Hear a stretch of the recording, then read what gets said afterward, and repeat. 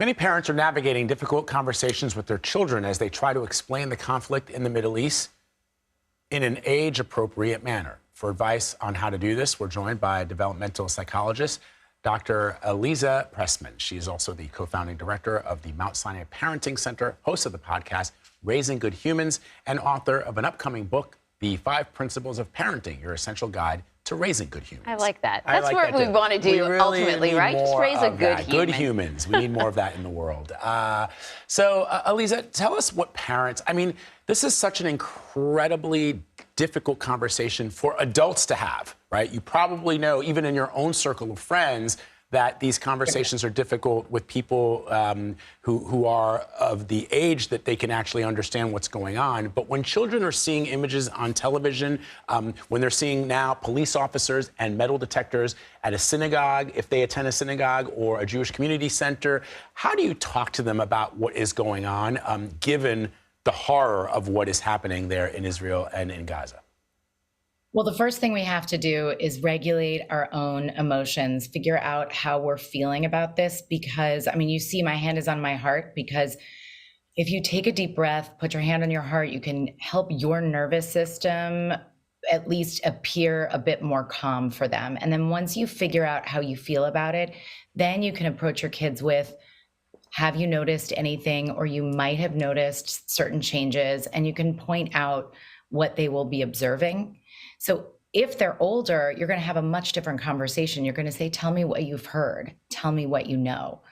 But you want to make sure that you meet your child where they are developmentally and temperament-wise. If you have a pretty anxious kid, you're going to have a different kind of conversation than if you have a curious kid. So I have a tween. And one thing I noticed about the tweens is that they don't watch television. They get almost all their media on a tablet. It's almost impossible to keep track of what they're consuming unless you're taking the tablets away, right? So the thing about television is it's censored to a certain degree. They're not going to show you sort of gory images. It's going to be blurred out. That might not necessarily be the case on some of these social media platforms. So we're talking about kids possibly exposed to images that are even more extreme than what we're seeing, and it's upsetting for us as adults. So, which brings me in a roundabout way to the question that I was going to ask, which is, and I'm going to answer it, but you're going to elaborate, which is, why do we have to have this conversation at all? My answer is because even if you think your kids might not be exposed to it, they are. Absolutely. You have to have this conversation. Unless children are so young that they're not exposed to other people, that your feelings are so neutral about it, that you're relaxed and they aren't noticing something and they don't have friends that they're talking with or tablets, etc., then you don't have to say anything. But for the rest of the kids, they're going to notice that there's a feeling in the air. And there's no more anxiety-provoking feeling than thinking that you're kind of like off from what other people are saying to you, particularly your caregiver. So if you are a person who thinks that your kid is going to be exposed to any media or other people, you have to be honest with them and be a source of information. And in this particular case, there is so much propaganda. It's such a fraught conversation that you want to make sure they understand proper news sources, and you want to talk about your own values in the household. One thing I will say about social media, it is very disturbing because you can't control the images.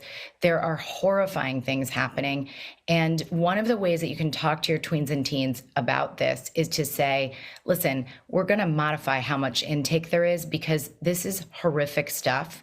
And you might even say, we are against terrorism. And part of terrorism might be to terrify you with images that you cannot get out of your mind. And we do not want to be voyeuristic about other people's trauma. Oh, that's good.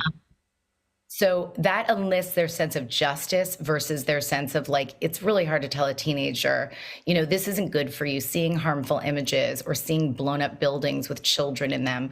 Like, this is not good for you. That's probably not going to go as far as let's take a stand on this. You know, Aliza, one of the things I was just thinking back to when I was a child, and of course, this was clearly before the age of social media, but I remember even as an 8-year-old being aware of the Iranian hostage crisis. This was before social media. This is all we had was television and newspapers. And I was, you know, like I don't know what grade you're in when you're 8, but I was young, right? And right.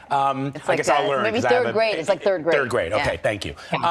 But I do recall those images, and one of the things that I remember distinctly is my parents giving me an understanding of, when I asked questions about it, what was happening, but they didn't allow their political ideology, whatever it was, to seep into that conversation that we're having with me. And I wonder if that's something you would also advise parents in this particular instance, because they will see and perhaps understand. I'm assuming that because there are so many more ways for children to get information now, that if I knew about the Iranian hostage crisis in 1979, in 2023, kids will know what's happening in Israel and in Gaza. But the conversation with the parents should be having with children is to allow children to feel pain for what happened in Israel, to allow children to feel pain for what is going on in Gaza, without bringing in the actual political ideology or religious ideology that accompanies all that baggage that we all can have a conversation about, but not for children.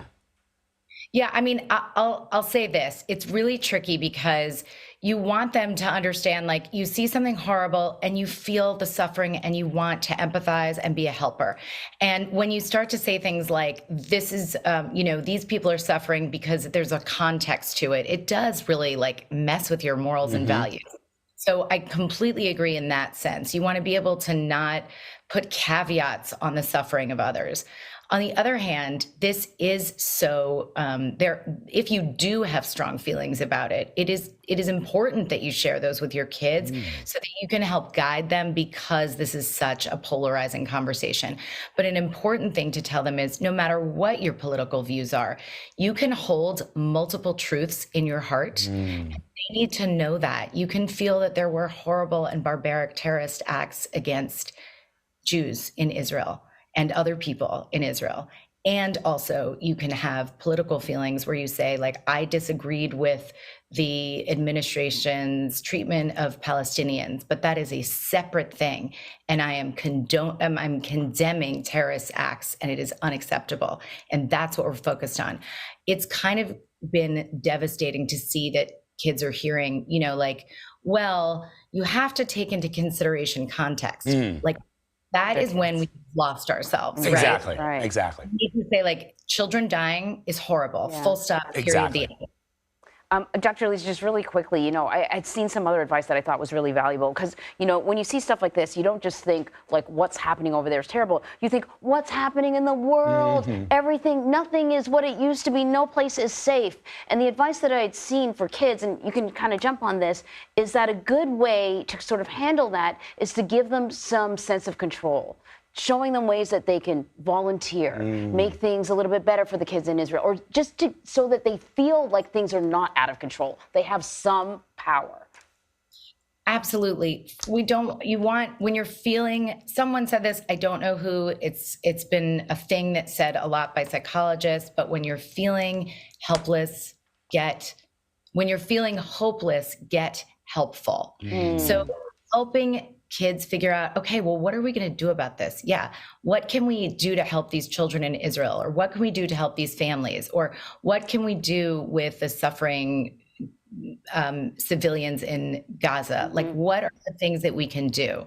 But we absolutely need to give our kids a sense that there is hope, because it feels very bleak. By the way, teenagers right now, because they have this bigger understanding of the heaviness of it all, they have to feel like there is something forward that they can do. Right. And they have to be able to be helpful.